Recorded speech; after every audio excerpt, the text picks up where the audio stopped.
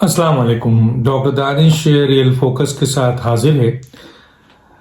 बड़ी new development भी है। देखें, पीडीएम का बड़ा इजलास है, इसके ऊपर बड़े बड़े फैसले पीडीएम ने किए हैं। वाज़े तौर पर ऐलान किया है फॉरेन फंडिंग के हवाले से, और जो 23 मार्च को उनका जो है वो लॉन्ग मार्च है उसके हवाले से, और मुल्क कौमी सलामती के हवाले से बड़े वाज़े बयानात हैं उनके, और बहुत सख्त बयानात हैं। इवन के मौजूदा हुकूमत को हटाना, उन्होंने कहा कि ये हमारा शरई फर्ज भी है।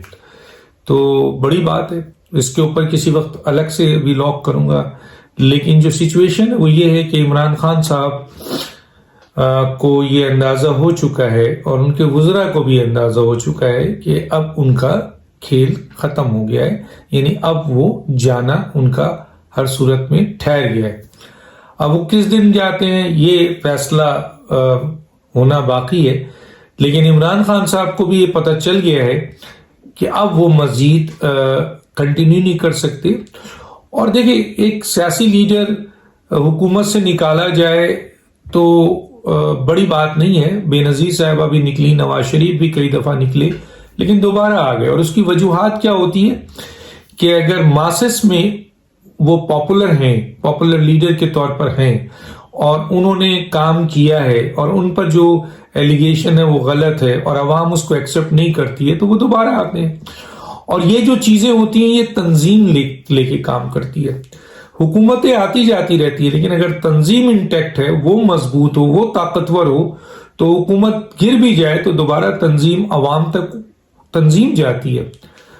इमरान खान डायरेक्ट तो नहीं जाते, मसलन तंजीम के थ्रू जाते हैं, नीचे तक जाते हैं। तो जिसकी तंजीम मजबूत होती है वो अवाम को मोबिलाइज करती है, और अपने मैनिफेस्टो को लेके जाती है, अपनी कारकर्दगी को लेके जाती है, और फिर दोबारा हुकूमत में आ जाती है।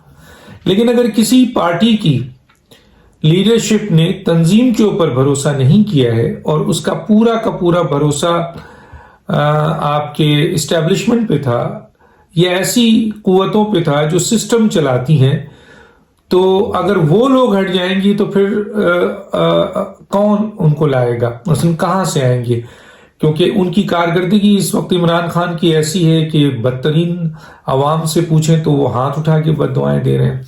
उनके अपने वर्कर्स जो हैं वो उनके खिलाफ हो चुके हैं, उनके लीडर्स उनके खिलाफ हो चुके हैं, ग्रुप बंदी हो चुकी है, बहुत वाज़े ग्रुप नजर आ रहा है। इमरान खान के साथ चंद जो लोग नजर आ रहे हैं वो लोटे भगौड़े और आपके पैराशूटर्स, एटीएम मशीन, खासतौर पे 3-4 नाम है ना, एक फवाद चौधरी साहब है, एक शेख रशीद साहब है, यही लोग नजर आ रहे हैं।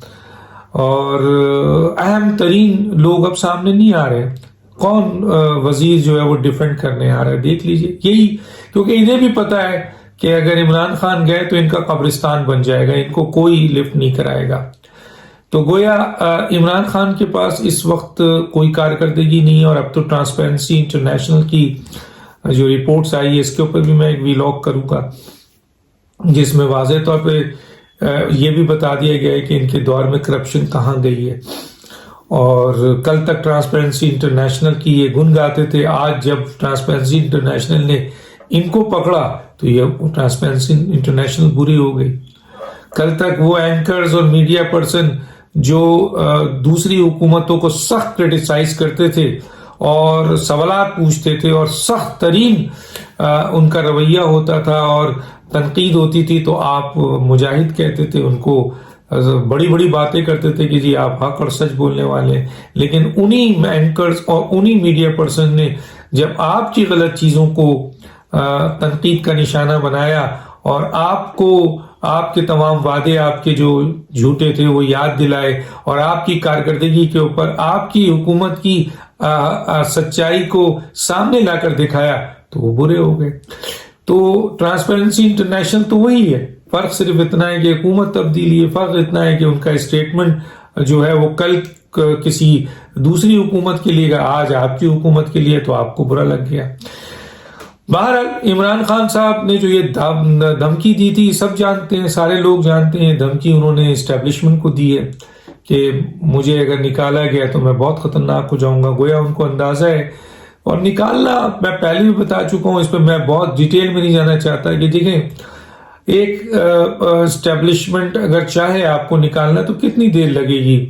ایک آپ کے اتحادی خود جانا چاہتے ہیں.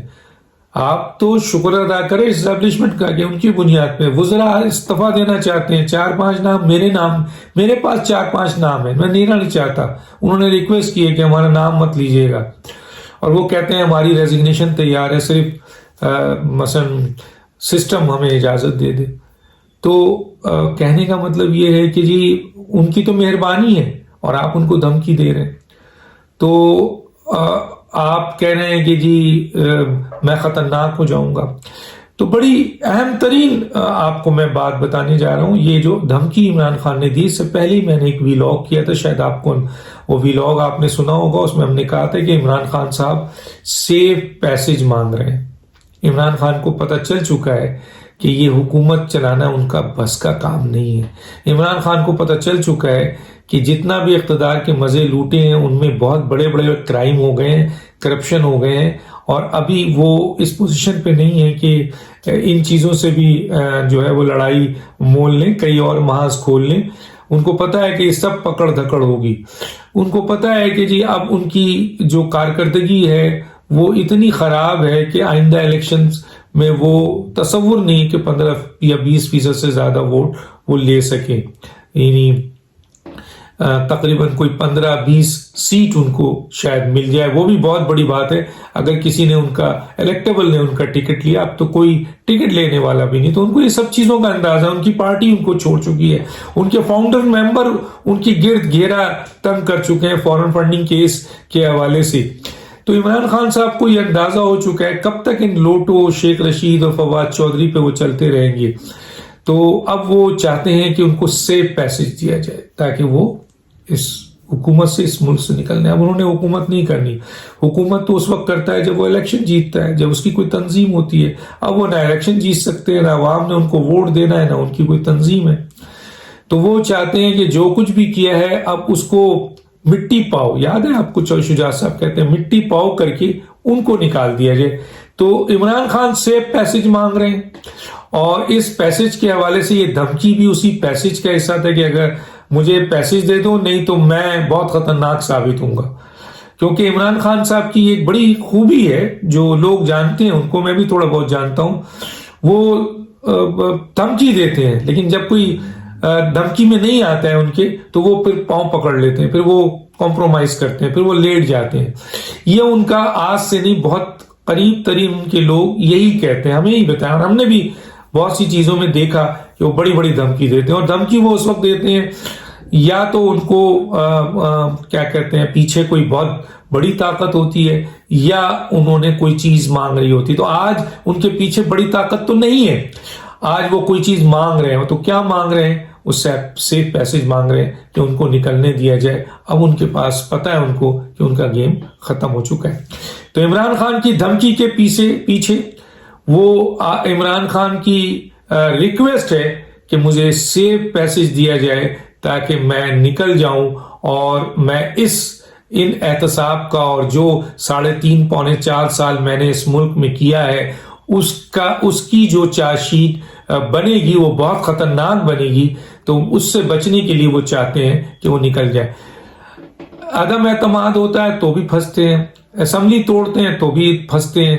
تو گویا یہ سارا کام ان کا اس لیے پریشر ہے، دھمکیاں اس لیے کہ ان کو سیف پیسج دے دیا جائے.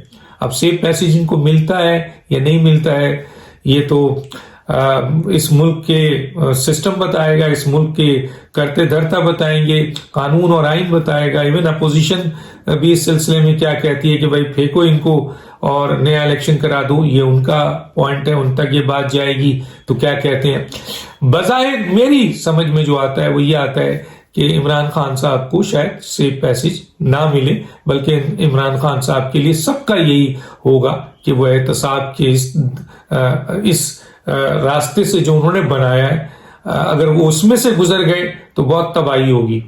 تو وہ تو انتقامی احتساب ہے، تو ایک نارمل احتساب سے گزرے. لیکن کچھ لوگ یہ ضرور چاہیں گے، میں آج آپ کو بتا دیتا ہوں، کہ عمران خان صاحب کو سیف پیسج دیا جائے اور عمران خان صاحب نکل جائیں، کیونکہ بہرحال وہ ایک پرائم منسٹر ہیں اور اس حوالے سے ان کے پاس چند اہم چیزیں تو ہیں جس سے شاید قومی راز تو افشا نہ ہو کیونکہ ان کو تو اس میں شامل ہی نہیں کیا گیا ہے، لیکن چند اہم لوگوں کے راز ضرور افشا ہو جائیں. یاد رکھیے گا، یہ میں بہت اہم بات بتا رہا ہوں. تو وہ چند لوگ جو ہیں وہ یہ چاہیں گے کہ ان کو سیف پیسج دیا جائے اور عمران خان صاحب چلے جائیں. یہ تھی ایک بات. دوسری جو امپورٹنٹ بات ہے وہ یہ ہے کہ میں پھر کہہ رہا ہوں کہ ثاقب نثار 3 کیس میں اس وقت عدالت میں جو ہے وہ ان کی شمولیت ہو چکی ہے، یعنی ان کا 3 کیس کھل گیا ہے اور عدالت میں ہے، اور جو اس میں پروسیڈنگ ہو رہی ہے اس میں یہ پھنستے جا رہے ہیں اور ثاقب نثار صاحب کو عدالت میں آنا ہوگا. آپ یہ دیکھیں کہ پھر حکومت نے، کیونکہ ثاقب نثار کو پتہ ہے یہ حکومت جب تک ہے اس وقت تک ان کو پروٹیکشن ہے. اس کی مثال میں دیتا ہوں کہ قائمہ کمیٹی نے ثاقب نثار کو بلایا ہے تو اسپیکر آڑے آ گئے کہ نہیں جی ثاقب نثار کو نہ بلائے. جب آپ کی کیا رشتہ داری ہے؟ جب آپ کے رانا شمیم کو بلا رہی ہے قائمہ کمیٹی اور دوسری لوگوں کو بلا رہی ہے، کسی کو بھی بلا رہے، اس کا استحقاق ہے. پارلیمنٹ بہت بڑی جگہ ہوتی ہے، اس پہ اسپیکر جو ہے وہ روڑے کیوں اٹکا رہا ہے؟ اس لیے کہ قائمہ کمیٹی میں اگر یہ آئے اور ثاقب نثار بیٹھے تو ادھڑ دیے جائیں گے، اور ادھڑیں گے تو کون اس میں آئے گا؟ جو بینیفیشریز ہیں یہی لوگ، جو حکومت ہے، عمران خان ہے، اسد قیصر ہے، وہ سب سامنے آئیں گے. تو انہوں نے وہاں روک دیا ہے. تو ثاقب نثار صاحب کی گرفت بہت تیزی سے جو ہے وہ پھنس چکے ہیں. وہ ثاقب نثار صاحب جو ہے وہ اب اس ملک سے فرار ہونا چاہیں گے اور چاہ رہے ہیں، اور اگر ان کا نام ECL میں نہیں ڈالا گیا تو چند آپ دیکھیں گے کہ کچھ دنوں میں جیسے ہی ان کو یہ اندازہ ہوتا ہے کہ یہ حکومت ختم ہو جائے گی تو وہ نکلنا چاہیں گے. اور میں ایک اور بات بتا دوں، شہزاد اکبر بھی اس ملک سے نکلنا چاہیں گے اور ان کا نام بھی ECL میں ڈالا جائے، ثاقب نثار کا نام بھی ECL میں ڈالا جائے.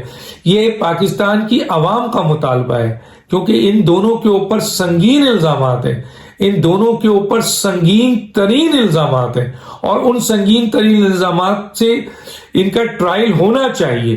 اور اگر یہ بے قصور ہے تو ان کو عزت کے ساتھ جہاں جانا چاہتے ہیں جائیں، لیکن اگر یہ قصوروار ہے تو ان کو عبرتناک سزا ملنی چاہیے. یہ عوام کا مطالبہ ہے. تو گویا ECL میں ان کا نام ہو اور ان کے ساتھ قانون اور آئین کے مطابق جو ہے ان پر وہ کیا جائے. شہزاد اکبر بھی نکلنا چاہیں گے اور آپ کے ثاقب نثار بھی نکلنا چاہیے. اور ایک اور بات بتا دوں، ان دونوں کو یا تو میں نے جیسے کہا کہ وعدہ معاف گواہ بنیں گے جیسے شہزاد اکبر، تو پھر تو بچت ہے. ثاقب نثار اگر وعدہ معاف گواہ بنتے ہیں تو بڑے نام سامنے آ جائیں گے، اور وہ نام، اور شہزاد اکبر کے بھی جب وہ بنیں گے وعدہ معاف تو چند ایسے نام سامنے آئیں گے، تو وہ نام جو اہم ترین نام ہے ابھی، وہ نام یا وہ لوگ، وہ چند لوگ نہیں چاہیں گے ثاقب نثار ملک میں رہیں اور ٹرائل کا حصہ بنے. وہ لوگ نہیں چاہیں گے کہ شہزاد اکبر صاحب ملک میں رہیں، ٹرائل کا حصہ بنے. ہو سکتا ہے شہزاد اکبر نہ جانا چاہیں، لیکن وہ چند لوگ جنہوں نے شہزاد اکبر سے بڑے کام لیے ہیں، اور شہزاد اکبر کو بھی اس کا پتہ ہے، اور DGFI بشیر میمن کو بھی اس کا پتہ ہے، اور کچھ منسٹرز کو بھی اس بارے میں پتہ ہے، وزیر اعظم کو بھی پتہ ہے. تو ان لوگوں کو یہ اندازہ ہے کہ شہزاد اکبر اگر وعدہ معاف گواہ ہوتے ہیں، اور اگر وہ لمیٹڈ وعدہ معاف گواہ ہوتے ہیں تو پھر تو ٹھیک ہے، لیکن وہ وعدہ معاف گواہی میں آگے چلے گئے تو چند اہم ترین لوگوں کے نام سامنے آ سکتے ہیں. اور ثاقب نثار کے سلسلے میں بھی چند اہم ترین لوگوں کے نام آ سکتے ہیں اگر ان کا ٹرائل دونوں کا ہوتا ہے. تو میرا اپنا یہ خیال ہے، جو لوگوں سے میں بات کر رہا ہوں، اہم ترین لوگوں سے، وہ بھی یہ کہہ رہے ہیں کہ ثاقب نثار اور شہزاد اکبر اس ملک میں رہ کر وعدہ معاف گواہ بنے، اس سے زیادہ ان کے لیے کوشش کی جائے گی کہ ان کو ملک سے باہر فرار کرا دیا جائے. تو یہ ابھی موقع ہے، اس میں ان کا نام ECL میں ڈالا جائے، کیونکہ ان کی کیسز عدالت میں، شہزاد اکبر کے بھی جو ہے وہ بہت ساری چیزوں میں انوالومنٹ ہے، تو ان کا نام بھی ECL میں ڈالا جائے اور کوشش کی جائے کہ ان کو میرٹ سے، احتساب سے گزارا جائے. لیکن میں پھر کہہ رہا ہوں کہ ان دونوں کو کچھ لوگ نہیں چاہیں گے کہ وہ اس ملک میں رہیں، ان کو فرار کرانا چاہیں گے، اور اس سلسلے میں وہ اپنی تعلقات، طاقت، اختیارات سب استعمال کریں گے. ڈاکٹر دانش کو یاد دیجیے. اللہ حافظ.